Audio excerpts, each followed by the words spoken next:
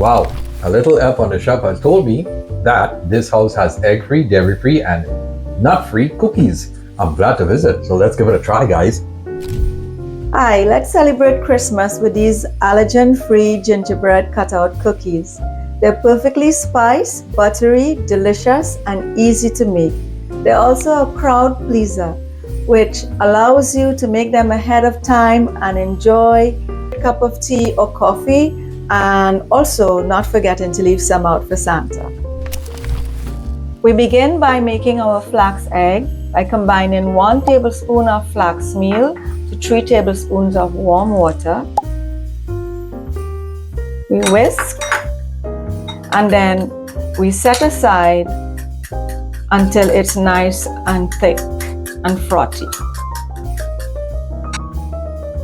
And this will be our replacement for eggs. Step 2 is to gather our dry ingredients. So in a large bowl, we pour some sifted flour, 3 1/4 cups of flour, 1 tablespoon of cinnamon, 1 tablespoon of ground ginger, 1 teaspoon of ground nutmeg, and 1 teaspoon of ground cloves, half a teaspoon of salt, and 1 teaspoon of baking soda. Add our dry ingredients. These spices are going to fill your kitchen with lots of lovely smells. Even Rudolph will be so excited. When we're pouring our salt, just make sure not to pour it on top of the baking soda dough. A little tip for rising our cookies much better. So we whisk together all these ingredients until it's all combined and step aside and get ready for step 3.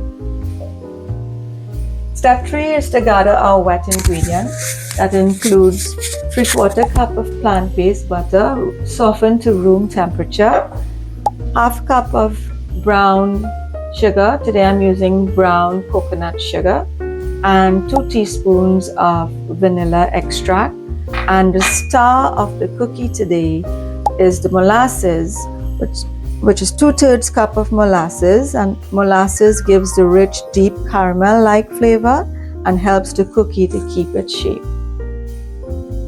In a large bowl with a hand mixer, we'll beat the butter and the brown sugar for 2 to 3 minutes until creamy and fluffy. All right, people, Rudolph Red-Nosed the Reindeer is going to assist in this recipe.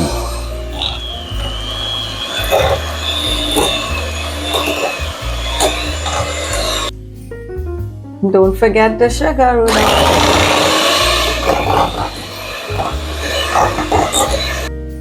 To the bowl, we're going to add our flax egg that we prepared earlier, the vanilla,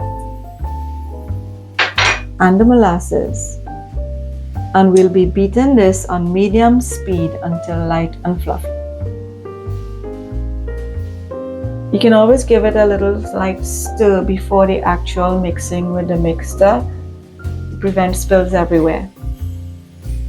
Rudolph is here again, and we're going to mix this to incorporate everything together. We'll gradually add the flour mixture and mix on low speed until well combined.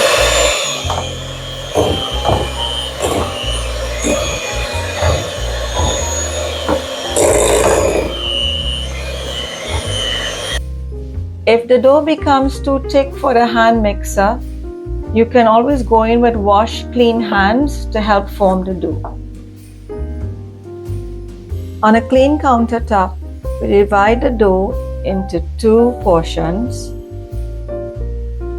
and form 2 balls.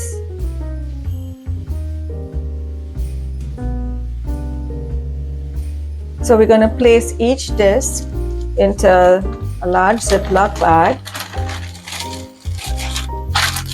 and you're going to form with your hands a disc 1 inch thick to be chilled in the refrigerator. Or to help roll it out easier, you could use a rolling pin for easy spreading. So we're going to chill this in the refrigerator for at least 1 hour overnight, or freeze until ready to use. Just let it sit at room temperature for 20 minutes before rolling out and cutting into shapes.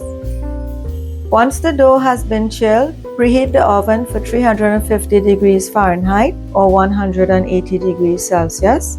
Line the baking sheets with parchment paper. Lightly floured a large surface and get ready to unwrap your dough and your cookie cutters for cutting into shapes.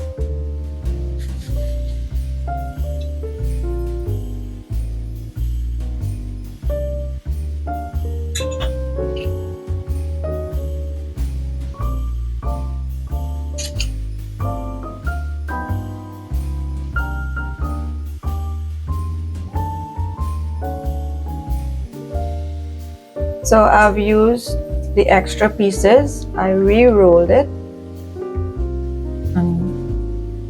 and we'll be using the rolling pin to flatten it again. And we'll be continuing this until all the dough is used up into shapes. Okay.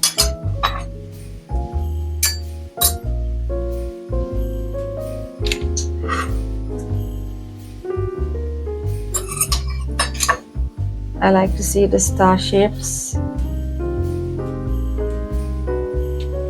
and I guess John likes the gingerbread, guys.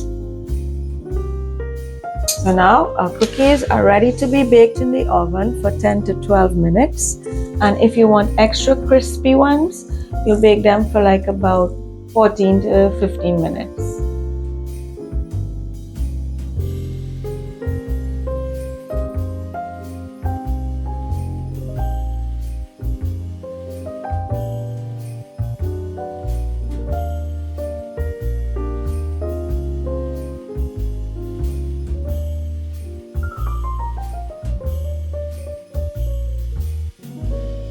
Wow, I can't wait to taste these gingerbread cookies. The smell of it in the kitchen, it's so gingery. I can't wait to taste it after all the icing goes on. Ho, ho, ho, ho, ho! Hi guys, so our cookies are ready for icing, and all we need for our icing recipe is 3 cups of powdered sifted icing, 3 tablespoons of plant-based milk of your choice. Today I'm using oat milk, and ½ teaspoon of vanilla extract.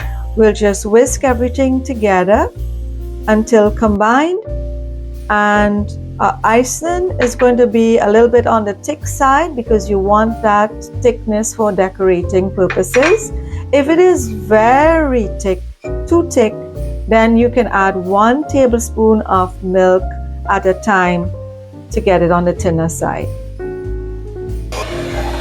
I ended up putting 2 extra tablespoons of oat milk to get this consistency that we need for the piping. So now our gingerbread cookies are ready to be iced. So I place my icing in a dispenser with a silicone base like this, which I picked up at the kitchen store, or you can pick up at Amazon. If you don't have a dispenser like this, you can always use a piping bag or a Ziploc bag with the ends snipped off. So I also wanted to show you a little surprise where you can take a regular gingerbread cookie and turn it upside down for a reindeer look. So that's what I'm going to be working on today, turning my gingerbread little guys upside down. So we call it the upside down gingerbread reindeer.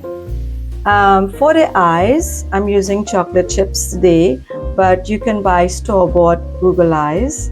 And for the nose, I use 1 drop of red food coloring in my already prepared icing. or you can use jelly beans cut in half, or red M&Ms, or anything that resembles a nose.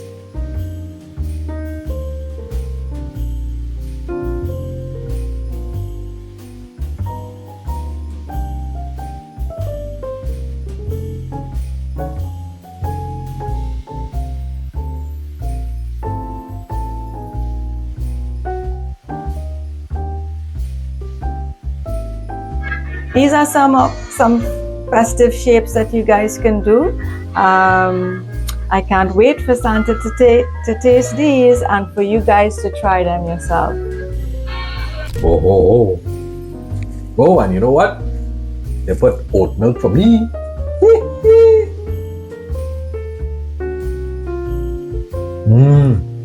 I loved it. The crunch, the ginger taste, man. And I'm eating a reindeer too. I hope Rudolph doesn't get angry. Merry Christmas, everybody.